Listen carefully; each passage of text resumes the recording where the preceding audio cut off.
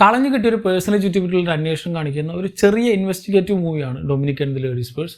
ഈ സിനിമ തുടങ്ങുമ്പോൾ ഒരു രസമുണ്ടായിരുന്നു, ഒരു വെറൈറ്റി അപ്രോച്ചൊക്കെ നമുക്ക് ഒരു വേറെ രീതിയിൽ പ്രസൻറ്റ് ചെയ്ത് ആ ഒരു ക്യാരക്ടറിൻ്റെ എസ്റ്റാബ്ലിഷ്മെൻ്റ് ഒക്കെ അടിപൊളിയായിരുന്നു.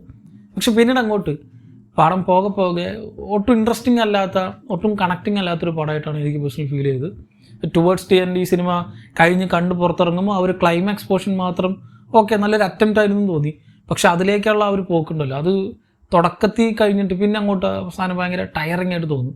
കാരണം ഇതിൽ മെയിനായിട്ട് പ്രധാനപ്പെട്ട കുറേ പേര് വന്നു പോകുന്നുണ്ടെങ്കിലും ആരും തന്നെ ഒരു ഇമ്പാക്റ്റും ഇല്ലാത്ത സ്റ്റോറി ഇങ്ങോട്ട് എന്തിനാണ് പോകുന്നത്, എവിടേക്കാണ് പോകുന്നത്, ഒരു പിടുത്തം തരാതെ കുറേ ലൂസൻസ് ഒക്കെ വിട്ടിട്ടാണ് ഈ പടം ഇങ്ങനെ പോകുന്നത്. സോ ഒരു കണക്ഷൻ പ്രോപ്പറായിട്ട് കിട്ടുന്നില്ല. ഇത് പേഴ്സണലി എൻ്റെ ഒപ്പീനിയനാണ്. ചിലവർക്ക് കണ്ടപ്പോൾ ചിലപ്പോൾ വേറെ രീതിയിലായിരിക്കും സിനിമ തോന്നിയിട്ടുണ്ടാവും. പക്ഷേ ആ ഒരു ക്ലൈമാക്സ് സീനൊക്കെ കാണുമ്പോൾ ഇങ്ങനത്തെ ഒരു സാധനം വേറെ ഇല്ല, മലയാളത്തിൽ ഇങ്ങനത്തെ ഒരു പടം ട്രൈ ചെയ്തിട്ടില്ല എന്നൊക്കെ തോന്നുമായിരിക്കും.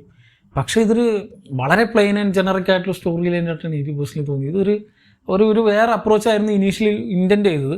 ഇപ്പോൾ ഒരു ഷെർലക് ഹോംസ് അല്ലെങ്കിൽ ഷെർലക് ആൻഡ് വാട്സൺ എന്നുള്ള ആ ഒരു ഡുവോ, ആ ഒരു സാധനമൊക്കെയാണ് സിനിമയിൽ ഉദ്ദേശിച്ചതെങ്കിലും അത് ഇനീഷ്യൽ പോയിന്റിൽ പറഞ്ഞു പോയിട്ടുണ്ടെങ്കിൽ പിന്നീട് അങ്ങോട്ട് ആ സാധനമൊക്കെ ഒരു നോർമൽ സാധാരണ വളരെ ടിപ്പിക്കലായിട്ടുള്ളൊരു ഇൻവെസ്റ്റിഗേറ്റീവ് മൂവിയായിട്ട് മാറുന്നുണ്ട് സിനിമ. ആൻഡ് ചില പോർഷൻസിലൊക്കെ ഈ കാര്യമല്ല, ഇതിങ്ങനെ ആയിരുന്നില്ല നമ്മൾ ഉദ്ദേശിച്ചു എന്നുള്ളത് ഇടയ്ക്ക് ഡയറക്ടർ തന്നെ മറന്നു പോയിട്ട് പിന്നെ ഇടയ്ക്കൊക്കെ ആ സാധനം കാണിക്കാൻ വേണ്ടി കുറേ സീൻ കാണിക്കുന്ന പോലെയൊക്കെയാണ് തോന്നിയതുപോലെ സമയത്ത്. സോ എനിക്ക് അത്ര അങ്ങോട്ട് കണക്റ്റ് ആവാത്ത വളരെ ജനറിക് വളരെ പ്ലെയിൻ ആയിട്ടുള്ളൊരു മൂവിയായിട്ട് തോന്നും. പക്ഷെ മമ്മൂക്കയുടെ പെർഫോമൻസ് ഒക്കെ ഗംഭീരം തന്നെയാണ്. ആ ഒരു ക്യാരക്ടറിനെ ഒരു കോമഡിക്ക് അല്ലെങ്കിൽ ഒരു സറ്റീറിക്കൽ അപ്രോച്ചിലൂടെ തന്നെ അത്രയ്ക്ക് അങ്ങോട്ട് സീരിയസ് ആവേണ്ട സമയത്ത് സീരിയസ് ആവുകയും എന്നാൽ കോമഡി കാണിക്കുന്ന സമയത്ത് ചെയ്യുന്നൊരു ക്യാരക്ടറാണ്. പക്ഷേ മൂപ്പരോടും പ്രോപ്പറായിട്ടൊരു കണക്ഷൻ കിട്ടാതെ പിന്നെ സൈഡ് കിക്കായിട്ട് വരുന്ന അല്ലെങ്കിൽ കമ്പാനിയനായിട്ട് തന്നെ കൊണ്ടുപോകേണ്ട ഒരു ക്യാരക്ടറാണ് ഗോകുൽ സുരേഷിൻ്റെ ഒരു ക്യാരക്ടർ. പക്ഷെ അതും ഇങ്ങനെ വെറുതെ പ്ലെയിനായിട്ട് എഴുതിയിട്ടുള്ള ഒരു യൂസും ഇല്ലാത്തൊരു ക്യാരക്ടറായി പോയി പടത്തിൽ. സോ അങ്ങനെ അവിടെ നിന്ന് ഇവിടെ നിന്നൊക്കെ കുറേ ക്യാരക്ടേഴ്സും ഒരു ബന്ധമില്ലാണ്ട് വന്നു പോകുന്ന പ്രധാനപ്പെട്ട 1-2 ക്യാരക്ടേഴ്സൊക്കെ ഉണ്ട്. അവരൊക്കെ തന്നെ ഭയങ്കര ആർട്ടിഫിഷ്യലായിട്ട് ആക്ട് ചെയ്ത എന്തൊക്കെയോ എനിക്കൊരു പ്രോപ്പർ കണക്ഷൻ കിട്ടാത്ത ഒരു വൺ ടൈം വാച്ചബിളിനും താഴെ എന്നൊരു എക്സ്പീരിയൻസ് മാത്രമാണ് എനിക്ക് ഈ സിനിമ സമ്മാനിച്ചത്. ഈ ട്രെയിലർ കണ്ടപ്പോൾ ഞാൻ ഇത്ര പ്രതീക്ഷിച്ചിട്ടുണ്ടായിരുന്നുള്ളൂ. എനിക്ക് ഒരുപാട് എക്സ്പെക്ടേഷൻ ഒന്നും സിനിമയ്ക്ക് തീരെ ഉണ്ടായിരുന്നില്ല.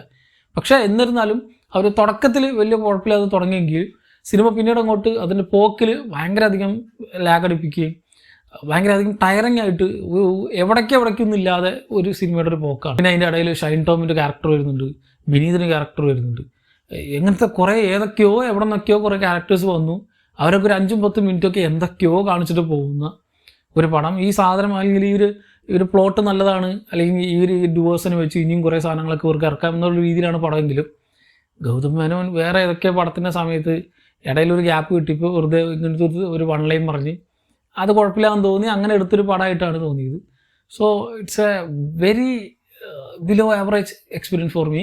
ഓൾറെഡി കണ്ടവരുണ്ടെങ്കിൽ സിനിമയെ പറ്റിയുള്ള നിങ്ങളുടെ അഭിപ്രായം കമൻറ്റ് ചെയ്യുക. മറ്റൊരു വീഡിയോയിലൂടെ വീണ്ടും കാണാം. നന്ദി.